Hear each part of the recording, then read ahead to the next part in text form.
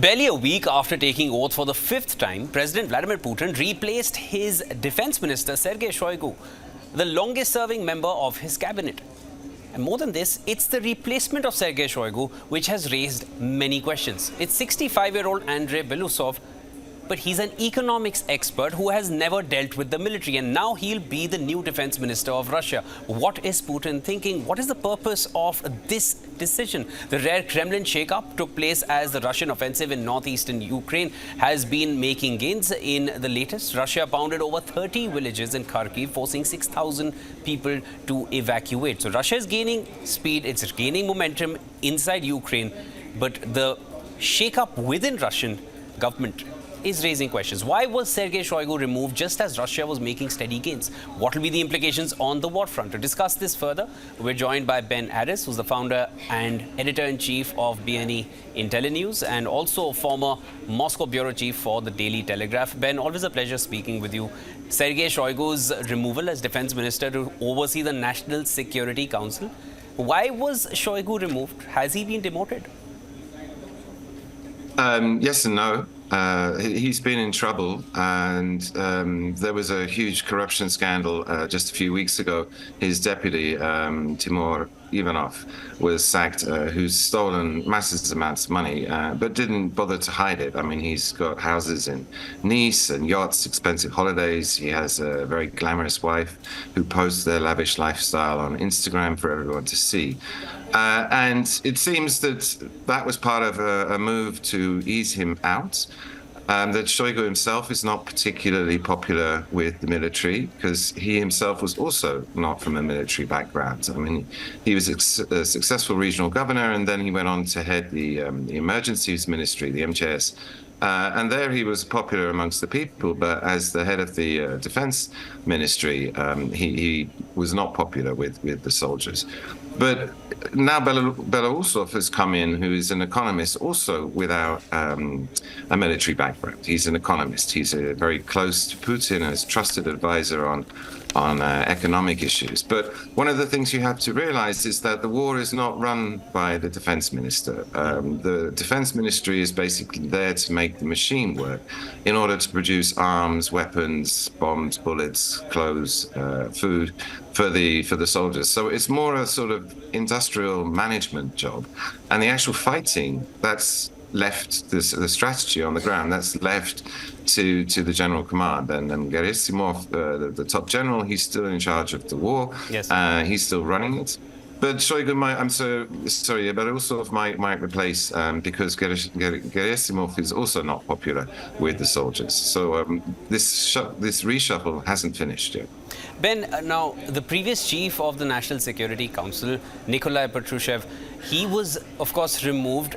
But if we've seen the kind of gains Russia has made and the counter-offensive from Ukraine, of course, that failed. After that, we've seen Russia making steady gains inside Ukraine. What would be the reason behind Nikolai Patrushev's removal? Well, that one was surprising. Patrushev is one of Putin's oldest and most trusted allies. He's former head of the KGB and FSB, and the security clique, the Siloviki, so-called Siloviki, is the basis of Putin's power. And Patrushev is the guy who's the doorway to that. And nominally, Shoigu's moving into his seat as the chairman of the Security Council is on paper a promotion for Shoigu, but also Patrushev is seen as a hawk. I mean, he subscribes to a lot of crazy conspiracy theories, and he would like to bomb Ukraine flat and attack NATO.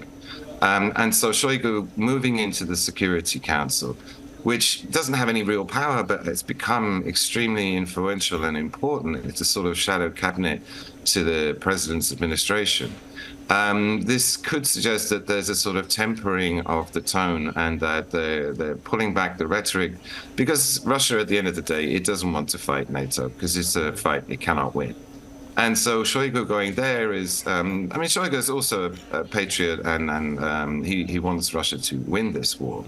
but it may be a sort of easing back. And the whole thing, the whole constellation taken together, looks like Putin's digging in for the long term. Belousov is going to re-engineer the economy to make it more powerful, but more military industrialized. And Shoigu is also there to calm things down and take it and play a long game, a strategy of basically wearing the West out, because the West is getting tired. I mean, this is extremely expensive war, and they just don't want to be there. At some point, probably at the elections when Trump comes in, the Americans will pull out altogether, and that will be the end of it. And so I think this is Putin's plan. It's just, calm things down a little, work for the long term, and just wait. Ben, I wanted to ask you about Andrei Belousov next, but I just want to go back to something you mentioned, that even Russia doesn't want that war with NATO. Now, if I were to just take that statement and, compare it with, or actually juxtapose it next to all the nuclear saber rattling that we've seen from the Russian side, every time there is a mention of NATO troops in Ukraine or European or Western troops in Ukraine, is that just an empty rhetoric then, when Russia also doesn't want to go ahead with any kind of conflict directly with NATO? Well, it's Putin's trump card. We talked about this before, in so much as that, if NATO is threatening to go into the Ukraine, Estonia just said yesterday that they're not against sending troops to fight on the ground alongside Ukraine, in Ukraine. Then Putin rattles his nuclear saber, and it's what stops any, in Israel, we had American jets flying alongside Israeli jets when their rocket attack happened. That will never happen in Ukraine because everyone's terrified of a direct NATO-Russia clash, which could escalate into a nuclear exchange. And the thing about threats, for them to be effective, you have to be willing to go through with it. Yes. And I think, on balance, that Putin is willing to use nukes. How he does that, if he actually drops a nuke on Ukraine, I think, the first scenario that would make sense would that he just ignores the atomic weapon test ban and explodes a nuclear weapon over somewhere in the middle of Siberia, in the middle of nowhere, and that would be sufficient, I think, to scare everyone, white in the West, if he actually exploded a bomb, even if it's only over Russian territory. And then that's the next escalation step up. And then, where do we go from that? But I think at that point, NATO backs off. Yes. And he plays this card constantly. And it works. NATO will never go into... It does work. They you won't go instantly into see a reaction from the West every time there is some kind of nuclear saber rattling. Yeah.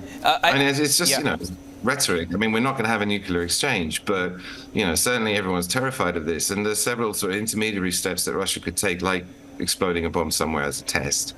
That would do the job. It would make, NATO hasn't gone in and it won't go in. And even, Estonia is talking about it. The French talked about it. Now the Brits have talked about it. But it's so-called strategic ambiguity. They can't take that off the table, the threat of sending troops in, because then you give Putin carte blanche to do what he likes in Ukraine, and Ukraine will never be saved. I want to now come back to Putin's decision for his next defense minister. What's the thought behind having a top economic official, Andrei Belousov, as defense minister of Russia? What does it mean for the West? It means that Russia has fully militarized its economy. It's on a war footing, a full war footing. That Shoigu said about 2 weeks ago that they're now producing more arms than they need, and they're sending the excess to warehouses. Whereas in the West, we haven't militarized our economies. Indeed, we haven't even made the investments necessary to fully supply Ukraine with something as simple as shells. And those investments are starting now, but they're not expected to come online until next year. So for the West, Russia is now fully armed and it can pound Ukraine. Shell fire rate is 10 to 1. And Ukraine can't fire back because it doesn't have the munitions. And so the plan, such as it is to muddle through this year in the hope that there'll be more arms produced in the West to supply Ukraine next year. But I'm not even sure we'll get to that point. I mean, as you mentioned, the Russians are making advances, not very fast and at huge cost, but they are making steady advances. I don't think Ukraine is going to be defeated, but it's losing more and more territory. And so when there's an eventual ceasefire talks, it's not going to get any of that territory back. So this is a huge problem. At the same time, the energy infrastructure in Ukraine has been obliterated. I mean, at least half their capacity has been already destroyed. And until more air defense ammunition arrives, which may happen in the summer, Russia's going to continue doing that. They struck 106 energy infrastructure assets in a single day last week, beginning of this week. That won't be repaired before winter. So, I mean, things in Ukraine are getting worse and worse. All right, Ben, thank you for making the time and talking to us. That was Ben Aris, founder and editor-in-chief of BNE Intellinews and also former Moscow bureau chief for the Daily Telegraph. Always a pleasure speaking with you. My pleasure.